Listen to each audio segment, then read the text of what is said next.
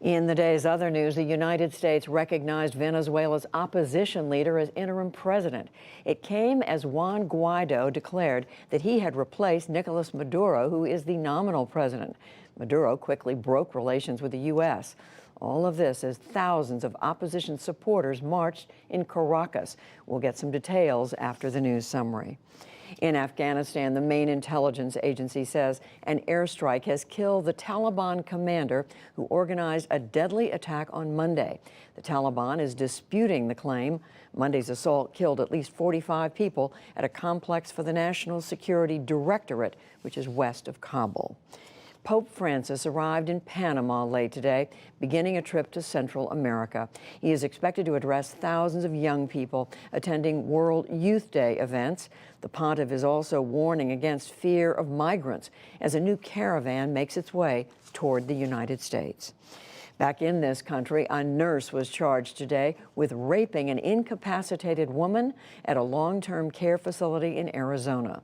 Phoenix police say that Nathan Sutherland was identified through DNA testing after the 29-year-old victim gave birth last month. The investigation was and still is the highest priority for our department. Through a combination of good old-fashioned police work, combing through evidence, talking to people, following up on information, combined with the marvels of DNA technology, we are able to identify and develop probable cause to arrest the suspect. Workers at the health facility have said they had no idea that the victim was pregnant.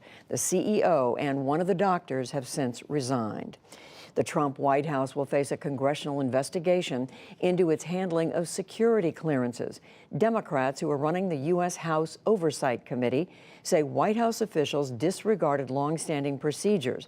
They also want to know about clearances that were granted during the Trump transition.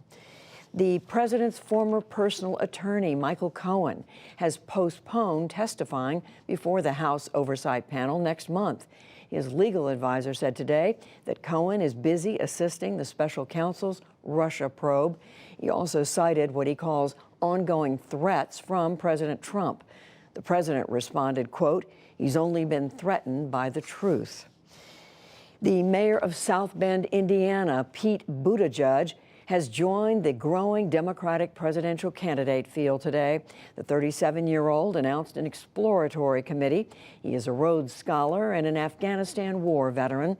He would also be the first openly gay presidential nominee of a major party if he were to win.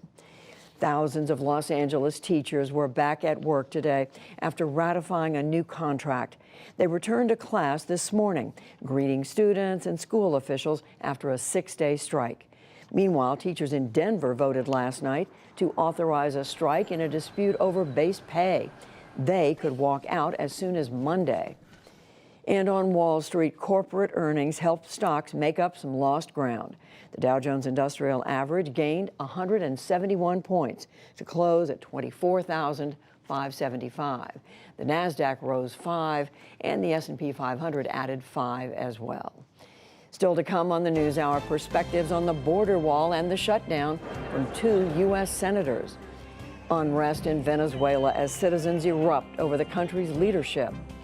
Furloughed U.S. federal workers forced to depend on the charity of others, and much more.